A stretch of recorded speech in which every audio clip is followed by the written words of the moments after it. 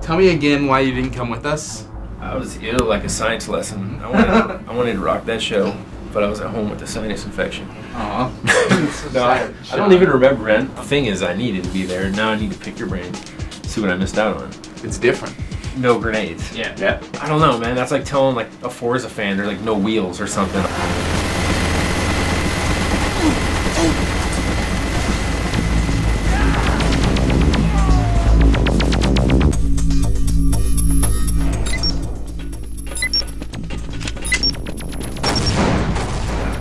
The grenades are often so effective that they were one of the ways that people were winning games.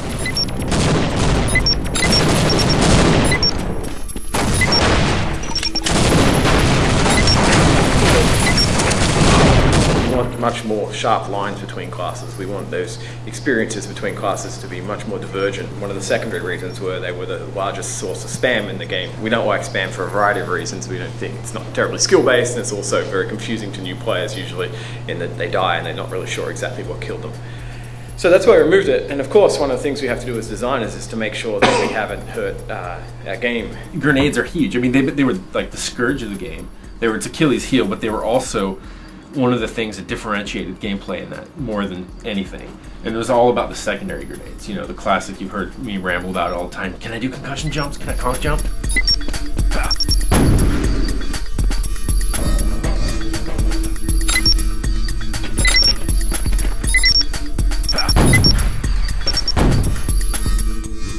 I think there was always a fear that it was going to end up being kind of like the same game as TFC, but with new graphics. Yeah, so I guess I would have been expecting like maybe like new, rebalanced, and like even crazier secondaries. And one of the main things we felt that removing grenades did was remove some decisions from the players. And so we wanted to give you equivalently interesting ones in Team Fortress 2.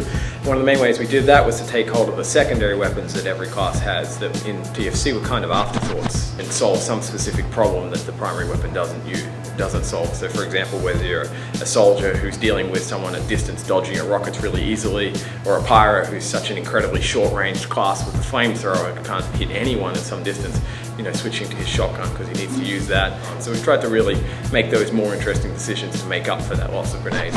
The secondary weapons in this game, not only just like shotguns and that sort of thing, but also the melee weapons, you can actually like do damage with them. So even as a class like a medic, where you are definitely playing like a support role, if you get in a close quarters combat with someone else, you usually can take them down. The things you are given from the get-go, no matter what class you're playing, are just more useful.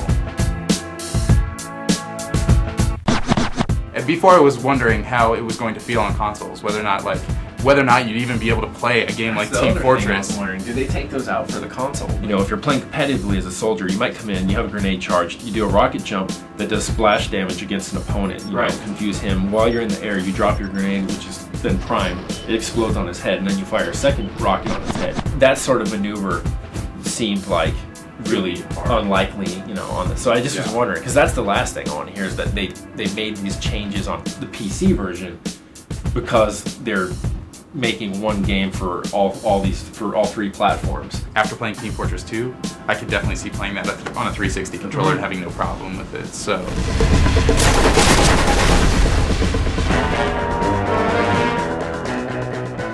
we think of roles first and experiences first, and we get to sort of class embodiments of that later. For example, the scout who used to have a role of being the sort of guy who ran away from combat a lot and sort of avoided combat. We didn't feel that was terribly successful, and we were toying with this idea of someone whose combat experience was all about movement as opposed to sort of aim. So it's not so much about how well you aim, it's about how well you anticipate other people's aim and avoid it.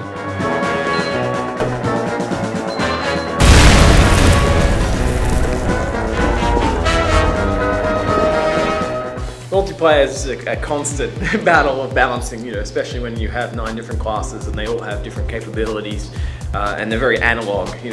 How much should you reward a sentry gun, a great sentry gun placement on the engineer's part versus really good aim on the soldier's part? I think one of the biggest problems is always trying to make sure classes are really distinct which is something we sort of, I think we're a lot happier with in Team Fortress 2 than we were in, say, older versions of Team Fortress, where, you know, there were sort of classes which blurred over each other a little too much, and so a really skilled player playing this class was better than a beginner guy at this class, or, you know, even an average guy at this class, even though this class is supposed to be the guy that's good at that thing or something. And so trying to solve those kinds of problems were the really tricky ones, I think. This is a game I played in a clan, like, extensively, know it so well. I mean, clearly, your guys' perspective is just as valuable as mine, if not more, to a large segment of our audience. I mean, just like, what's your general impression? I play first-person shooters all the time, but like only single player. Yeah. It's because I feel like I'm just like, whenever I go into a multiplayer situation, I'm just like totally floored. Right. So like I was picking up the support role right from the beginning, like the medic, and it's probably analogous to like the same reason I play like a priest in World of Warcraft, because I kind of like being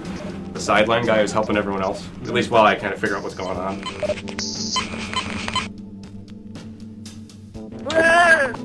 We've always been unhappy with medics in our FPSs in the past. You know, like building a good support class that people want to play is a real challenge, where you can feel valuable, but at the same time, you know, you shouldn't have to give up some part of your fun because you know that, you know, it would be valuable for the team. You should play a medic because it's more fun to play a medic than, you know, some other class.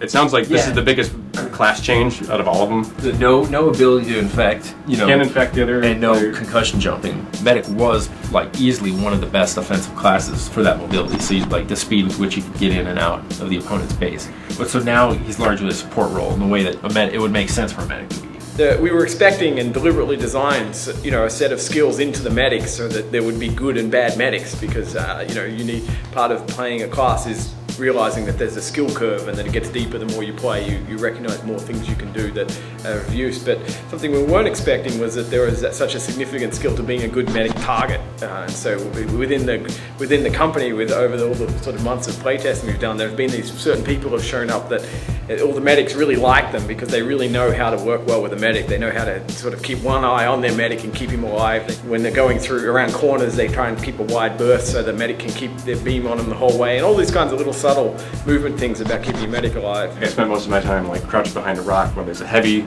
you know, tearing shit up over there, and just with my linked heal gun healing him. And then eventually, as you heal, this bar fills up, and then you're both invincible, so you can start making a push across the field.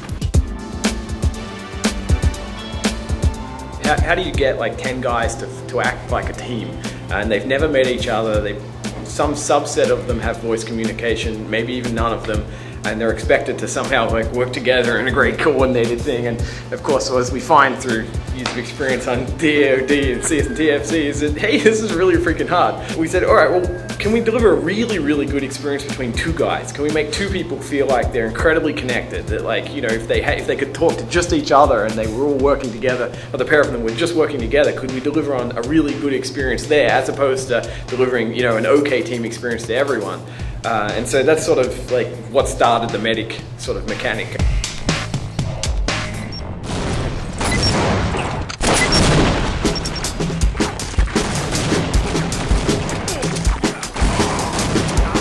Play a game of Counter-Strike, there's these euphoric moments where, you know, you happen to kill 3 or 4 guys in a row and you're on top of the world, and then there's these times when, you know, the enemy killed 3 or 4 of you in a row, and so on. And one of the things we were unhappy about with Team Fortress Classic was it tended to be a very steady experience. The medic's invulnerability is one of those solutions that came out of that kind of thinking.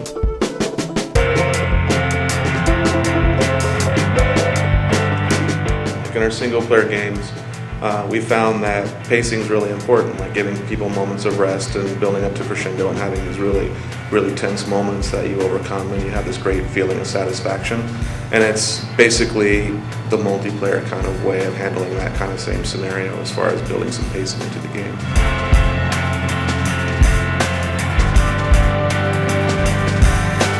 The control point system sort of sets up what's the basic sort of goals for each team, which is someone's attacking and someone's defending. So it sets up that offense and defense thing. The other thing it does is it allows us to sort of use the entire area of a map. And so one of the problems we had with Capture the Flag, for example, is where if you've got this big map and you've got a flag at each end, then the really important parts of the map are the end points. And capture points let us distribute sort of points of interest in multiple areas. At any point you can look down at your HUD and you get a pretty good sense of where the two teams are at. I have an open mind. I'm willing to just be knocked, bowled over by it. And I'm just kind of saying that as, like I said, the guy that's used to certain things, but I want something different too. Say the next iteration of Street Fighter comes out, or Soul Calibur or something, and you find out that they've taken your character and they've like changed like not only like the inputs for some moves, but they've removed some of the moves, but they've added new ones, and it's just like at first it's just you're really resisting. I want to see Valve succeed and show console gamers why they're so cool on PC, but I don't want to see them like turn their back on us. I think the fear was that the game was going to be the same game, and what we've come to learn is that it's not. It's highly different than it was before, and so like even players who played a ton back in the day are gonna have to relearn how to play. The value pack is definitely worth the money. So hopefully console gamers will finally get a real taste of the true Valve experience.